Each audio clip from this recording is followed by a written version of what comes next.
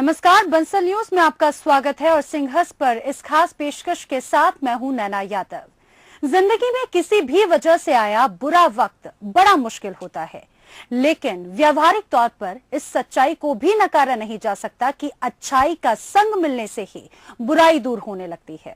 इसी सोच और आस्था से धर्म परंपराओं में बुरे वक्त, हालात या बदहाली से बचने के लिए शिव उपासना मंगलकारी मानी गई है, क्योंकि शिव भक्ति का मूल भाव ही शुभ को अपनाना है।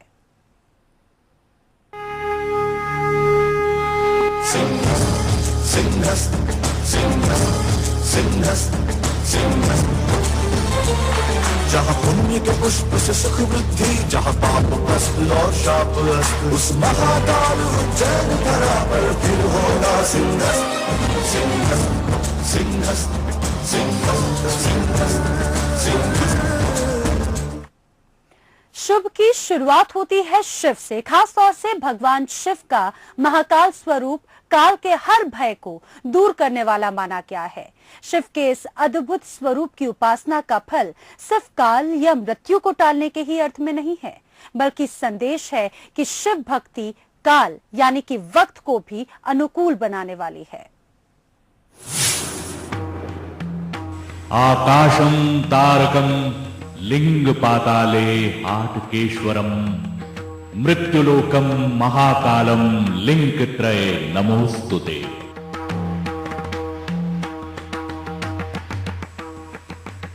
यानी आकाश, पाताल और मृत्युलोक, तीनों लोकों के अलग अलग अधिपतियों में समस्त मृत्युलोक के अधिपति के रूप में महाकालेश्वर को नमन।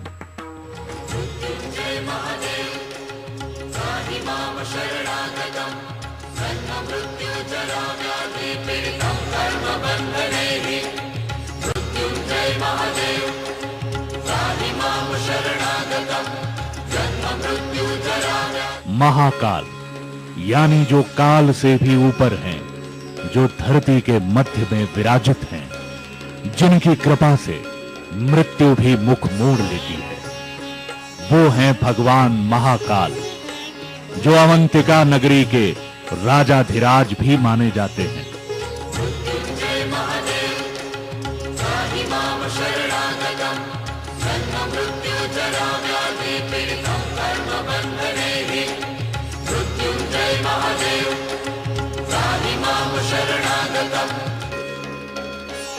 अवंतिकायाम विहितावतारम मुक्ति प्रदानाय च सज्जनानम अकाल मृत्योः परिरक्षणार्थ वंदे महाकाल महासुरेशम। यानी जिन्होंने अवंतिका नगरी में संत जनों को मोक्ष देने के लिए अवतार लिया है, अकाल मृत्यु से बचने के लिए हम उन महाकाल नाम से सुप्रतिष्ठित भगवान आशुतोष शंकर की आराधना, अर्चना, उपासना और वंदना करते हैं।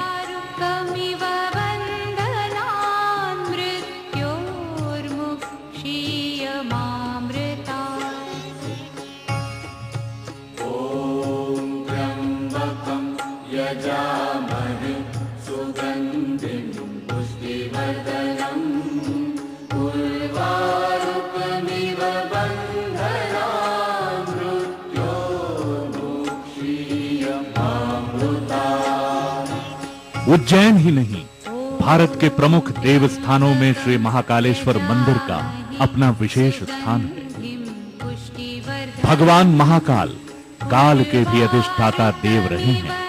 पुराणों के अनुसार वे भूत भावन मृत्युंजय हैं, सनातन देवाधिदेव हैं।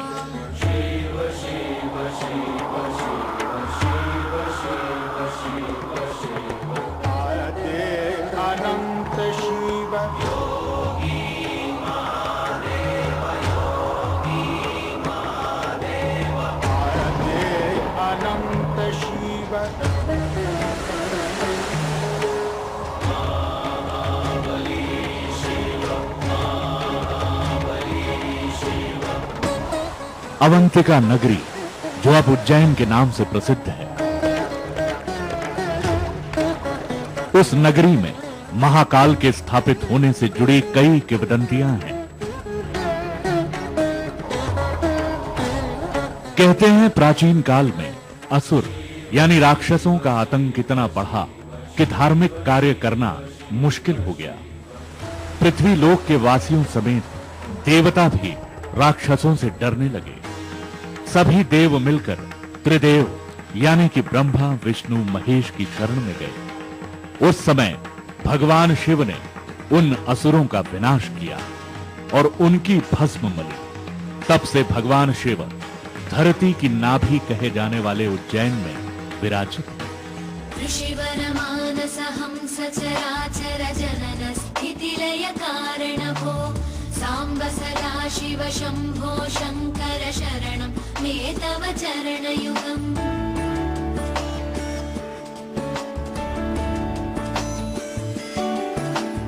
अंतःकरण विशुद्धिं भक्तिं च त्वयि सती प्रदेहि विभो सांब सदा शिव शंभो शंकर शरणं मे तव चरणयुगम्। महाकाल जिस तरह से यहाँ पर अवतरित हुए कि शुंग निशुंग नाम के दो राक्षस पैदा हुए और उन्होंने पूरी पृथ्वी पर अपना आतंक मचाया और उनके आतंक से सब भयभीत हो गए, सब देवता परेशान हो गए। ब्रह्मा और विष्णु भगवान शंकर के पास गए, उनसे प्रार्थना करी कि इन राक्षसों से हमारी मुक्ति दिलाओ। तो भगवान शंकर स्वयं आए त्रिशूल लेकर और उन राक्षसों को ललकारा युद्ध के लिए। तो राक्षसों ने कहा कि हम काल है, तू हमारे सामने क्या युद्ध करेगा। तो भगवान शंकर ने कहा कि तुम काल हो तो मैं महाकाल हूं। और उन्होंने अपने तीसरा नेत्र खोला और तीसरे नेत्र जैसे ही उन दोनों राक्षसों पर वो दृष्टि पड़ी कि वो जलकर भस्म हो गए, राख हो गई, राख की ढेरी हो गई। तो भगवान शंकर ने उस राख को, उन दोनों राक्षसों की राख को अपने शरीर पर भभूति उसकी चढ़ा ली। तब से महाकालेश्वर नाम पड़ा। महाकाल की स्थापना की कुछ और ही कहानी कहती है, जिनके मुताबिक उज्जैन पर शासन करने वाले परमार नरेशों ने महाकाल मंदिर का निर्माण कराया। उन्हीं के वंशज राजा विक्रमादित्य ने भी इस मंदिर का वैभव और बढ़ाया, जो आज भी अपने गौरव के साथ प्रतिष्ठापित है। शिवाय नमः नमः शिवाय जय कैलास निवास प्रमथ गणाधीश भूसुराचित भो सांब सदा शिव शंभो शंकर शरणं मे तव चरणयुगम्। Bansal news desk.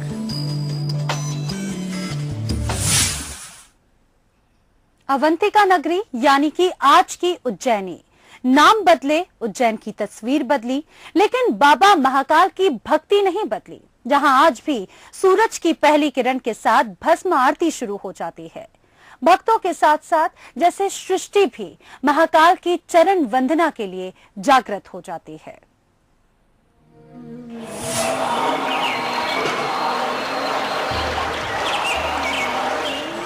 इस अवंतिका नगरी में भोर होती है पक्षियों के इस कलरव और शिव मंत्रों के बीच, जहां सूरज भी मानो महाकाल को नमन करके उगता है और आसमान में उड़ते पंछी अपनी बोली में शिव महिमा का बखान करते हैं।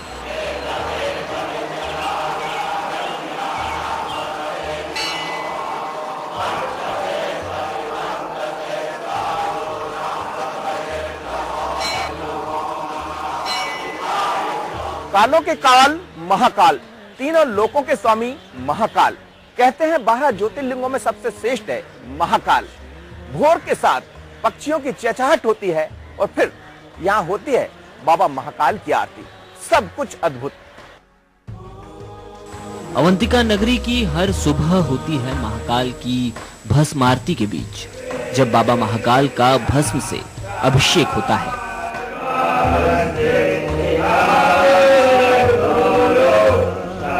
इस आरती के दौरान बाबा के दरबार में मौजूद होना और उसमें डूब जाना किसी अलौकिक अनुभव से कम नहीं है।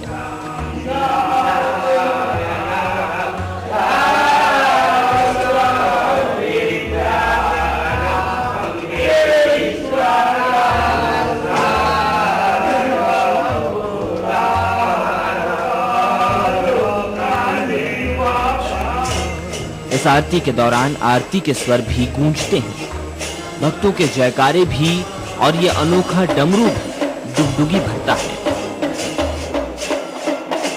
जिसे बजाने वाले शायद खुद ईश्वर में खो जाते हैं।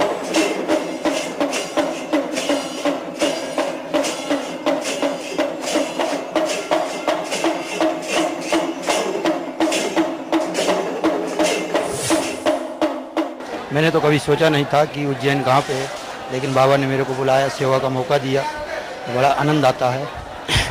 सब उन्हीं का आशीर्वाद, मन में बड़ा आनंद आता है। जैसे तुलसीदास को राम कथा में आनंद आता था, इससे मेरे को डमरू बजाने में बड़ा आनंद आता है।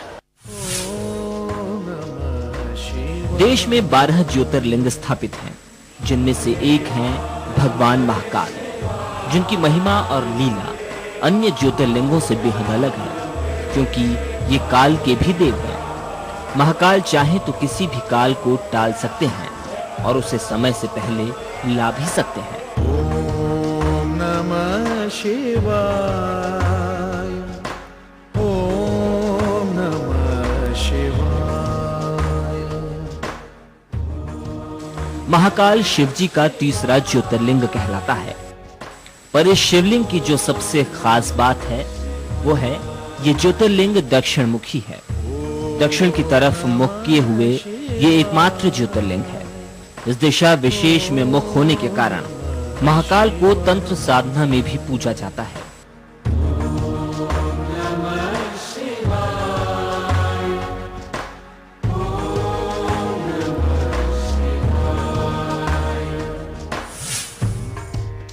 वंदे महाकालेश्वर ज्योतिर्लिंग के रूप में पृथ्वी की नाभि पर स्वयंभू के रूप में स्थित है। तो यही एक सबसे महत्वपूर्ण बात है कि जो समस्त भूमंडल के स्वामी हो, तो 12 ज्योतिर्लिंग में से 11 तो इनके ही क्षेत्र में आ गए समस्त भूमंडल के स्वामी होने के नाते, और ज्योतिर्लिंग है और इनका दक्षिणाभिमुख है। दक्षिणाभिमुख तंत्र शास्त्र की दृष्टि से महत्वपूर्ण होता है, तो उस दृष्टि से भी इनकी महत्ता है। तीसरी सबसे महत्वपूर्ण बात यह कि विश्व की काल गणना के लिए महाकाल को ही माना है। धरती पर उज्जैन की स्थिति और उज्जैनी में महाकाल की स्थापना जिस स्थान पर है वो धरती का मध्य माना जाता है। ज्योतिषियों के मुताबिक ये वो स्थान है जहां लंका से सुमेरु तक सीधी रेखा जाती है, इसलिए महाकाल का स्थान ज्योतिषीय गणना के लिए भी उपयुक्त माना जाता है। काल गणना के लिए विशेष रूप से ये स्थिति स्पष्ट है कि असल में उज्जैन से भूमध्य रेखा गई। आज तो भूमध्य रेखा मानते, शून्य रेखांश मानते ग्रीनविच पर, लेकिन हमारे पंचांग के हिसाब से पूर्व लोगों ने लंका से मान करके लंका से सुमेरु तक जाने वाली रेखा को शून्य रेखांश माना। तो लंका जो है निरक्ष देश है, निरक्ष अक्षांश रहित शून्य अक्षांश पर है। आज जो है लंका सिलोन जो है वो 8 अक्षांश पर है, लेकिन जो मूल अक्षांश है वो शून्य था, वो डूब गया। तो वो उस भूमि पर अगर खड़े होकर देखें तो दोनों ध्रुव जमीन पर लगे हुए दोनों दिशा में उत्तर और दक्षिण में दिखाई देंगे। तो इसलिए वो स्थान गणना के लिए उस जमाने में विद्वानों ने पकड़ा था। और इसी प्रकार कर्क रेखा को उज्जैन में एक जगह वो मिलती है, तो उज्जैन में मिलने के नाते दोनों का क्रॉसिंग पॉइंट उज्जैन है, इसलिए भौगोलिक स्थिति से भी गणना का ये केंद्र है। तो इसलिए काल गणना के देवता होने के नाते भी यहाँ की गणना, यहाँ का समय, यहाँ का पंचांग उस दृष्टि से बहुत ज्यादा महत्वपूर्ण है। इस मंदिर की महिमा ऐसी है कि बड़े से लेकर छोटे तक हर कोई यहाँ शीश नवाता है। ओम नमः शिवाय,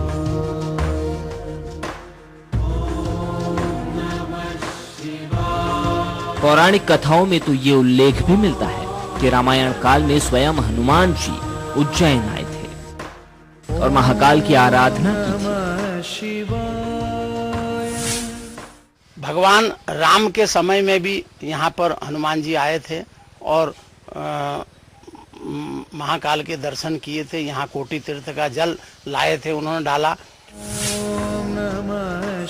सुबह हो या शाम हो या कोई सा भी बार हो, महाकाल के दरबार में भक्तों का तांता लगा ही रहता है।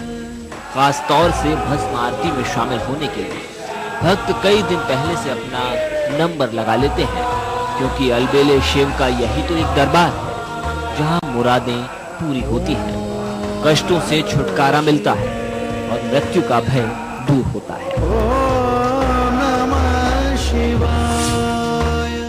यहाँ जो महाकाल मंदिर है और जो जूने महाकाल मंदिर है या नादी कल्पेश्वर मंदिर है, सभी में आते हैं, बहुत अच्छा लगता है, बहुत शांति मिलती है। अभी तो काफ़ी अच्छा बन गया है, बहुत ही आनंद आता है यहाँ की। बहुत अच्छा लगा, बहुत आत्मिक शांति मिलती है यहाँ आने पर। और कालों के महाकाल है, महाकाल राजा, तो स्वाभाविक अच्छा ही लगता है। और सब तरह की मन्नतें पूरी होती है, जो भी सोच के आते हैं सारी चीज़ें पूरी होती हैं यहाँ पर आने पर। और कितने भी टेंशन में हो, कितने भी गम हो, यहाँ प्रवेश करेंगे कि बस यहाँ आने के बाद बहुत अच्छा लगता है। मुझे बहुत अच्छा लगता है। हम लोग हर महीने आते हैं यहाँ पर, जो मांगो यहाँ पे आने के बाद मिलता है। ऐसी है बाबा महाकाल की महिमा, जिनकी लीला अपरंपार है, जिनकी कृपा से बिगड़े काम बन जाते हैं, अकाल मृत्यु टल जाती है।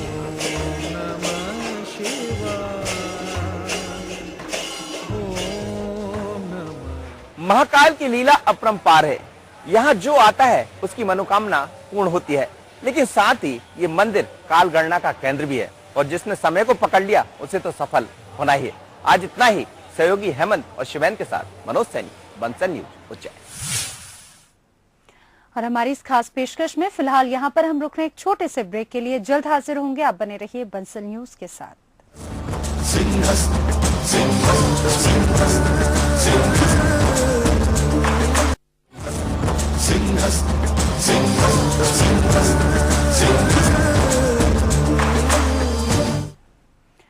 हमारी इस खास पेशकश में ब्रेक के बाद एक बार फिर आपका स्वागत है।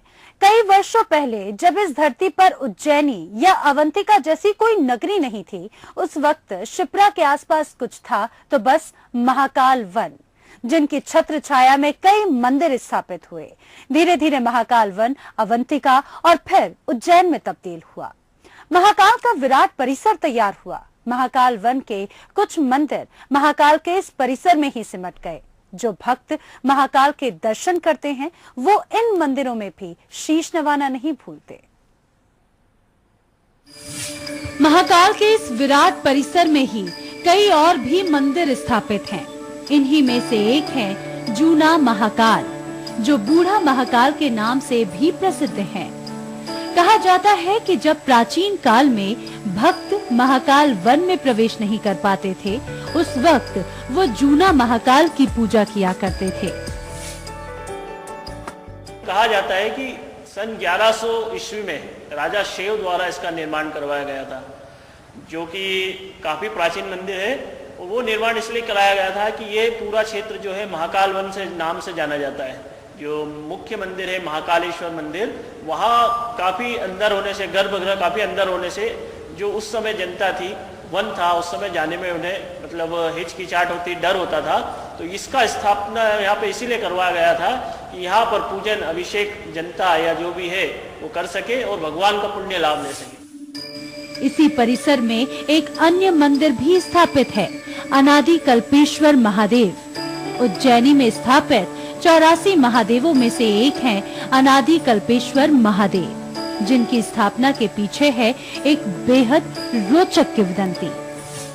जब ब्रह्मा और विष्णु में विवाद हुआ सृष्टिकर्ता के विषय में कि सृष्टिकर्ता कौन, तो दोनों के विवाद होने पर आकाशवाणी हुई कि आप आपस में विवाद न करें और महाकाल वन में जो कल्पेश्वर नामक लिंग है जाके उसका आप आदि अंत जान ले, वही सृष्टिकर्ता है।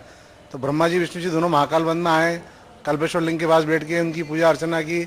फिर दोनों ने तय किया, ब्रह्मा जी बोले कि मैं आकाश जाके इसका आदि खोजता हूँ, आप पाताल जाके इसका अंत देखें।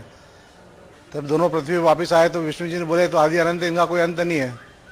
तो ब्रह्मा जी बोले कि मैंने आदि देख लिया है। तो ब्रह्मा जी विष्णु जी बोला आप प्रमाण दो, साक्ष्य दो। अब ब्रह्मा जी स्वभाव से चतुर बताया, तो ब्रह्मा जी अपने साथ में गवाही के तौर पर 2 साक्ष्य गाय माता, सुरभि गाय और केतकी के पुष्प को अपने साथ में लेके आए थे। तो ये सुन के जितने ऋषि आसपास ये दृश्य देखने के लिए, इनका वृतांत सुनने के लिए खड़े थे कि ये क्या बताते हैं। तो सबने ब्रह्मा जी की जयकार चालू। फिर एक और आकाशवाणी हुई कि न तो ब्रह्मा जी ने इसका आदि देखा और गाय माता और ये दोनों असत्य बोल रहे हैं, झूठ बोल रहे हैं। तो समस्त देवताओं ने सबसे पहले गाय माता को श्राप, वही केतकी पुष्प को श्राप लगा कि आज के बाद तेरी फूल शिव जी की पूजा से वर्जित हो जाएगा। ब्रह्मा जी को शिव जी ने श्राप दिया कि हे ब्रह्मदेव आपने मूर्खता पर जोर बोल दिया, और इनका आदि अंत नहीं होने के कारण कल्पेश्वर के साथ में इनका नाम अनादि हो गया, तो जब से ये अनादि कल्पेश्वर के नाम से जाने जाते हैं। भगवान शिव के पुत्र श्री गणेश भी इसी परिसर में विराजित हैं। महाकाल मंदिर में स्थित भगवान गणेश के मंदिर की लीला भी न्यारी है, जहां मुरादों के धागे बनते हैं। राजा भृतहरि ने महाकाल वन में इस मंदिर की स्थापना की थी। यहाँ पे जिस प्रकार से प्राचीन काल से यहाँ पे देवताओं के ऋषि मुनियों द्वारा स्थापित प्रतिमाएं हैं, जिस प्रकार से प्रांगण में सिद्धि विनायक गणेश मंदिर है, ये यहाँ पे राजा भर्तृहरि द्वारा स्थापित है और काले पाषाण की प्रतिमा है। और यहाँ पे लोगों को रक्षा सूत्र जो बांधा जाता है उससे उनकी मनोकामनाएं पूर्ण होती है और लोगों में आस्था बढ़ती है और आस्था के साथ ही अपना पूरा कार्य चलता है। उज्जैन से कुछ दूरी पर स्थित है ओंकारेश्वर ज्योतिर्लिंग। उस ज्योतिर्लिंग की प्रतिकृति महाकाल मंदिर में भी स्थापित है। इसी परिसर में अद्भुत नाग चंद्रेश्वरी मंदिर भी स्थित है, जिसकी खासियत ये है कि इस मंदिर के पट साल में सिर्फ एक ही दिन खुलते हैं और वो दिन होता है नाग पंचमी का। इस दिन मंदिर में खास पूजा होती है। मान्यता तो ये भी है कि ये मंदिर सबसे ऊपर है, उसके बाद ओंकारेश्वर ज्योतिर्लिंग की प्रतिकृति और फिर महाकाल विराजित है। नाग चंद्रेश्वर मंदिर ऊपर है, बीच में ओंकारेश्वर है, नीचे महाकालेश्वर है। महाकालेश्वर ज्योतिर्लिंग है, ओंकारेश्वर ज्योतिर्लिंग के प्रतिकृत हैं। जो खंडवा डिस्ट्रिक्ट में इंदौर से आगे ज्योतिर्लिंग ओंकारेश्वर है, उनके प्रतिकृत है। वहाँ पे महाकालेश्वर ऊपर है, ओंकारेश्वर नीचे है। यहाँ पे महाकालेश्वर नीचे है, ओंकारेश्वर ऊपर है। इसका कारण ये है कि अतिथि को अपने से ऊपर बैठाया जाता है। ये भगवान ने परंपरा चालू किया है, आदिकाल से परंपरा चली, अतिथि देवो भव। वहाँ पे महाकालेश्वर अतिथि हैं, यहाँ पे ओंकारेश्वर अतिथि हैं। भक्तों के लिए महाकाल किसी तीर्थ से कम नहीं, जिनके दर्शन मात्र से मनोरथ पूर्ण होते हैं, पाप कट जाते हैं और काम सिद्ध हो जाते हैं। शायद इसीलिए महाकाल के दरबार में शीश नवाने दूर दूर से आते हैं भक्त और आशीर्वाद लेकर जाते हैं। मनोज सैनी के साथ bureau report, Bansal news, Ujjain. और इसी के साथ सिंहस्थ पर हमारी इस खास पेशकश में फिलहाल इतना ही। दीजिए इजाजत, नमस्कार।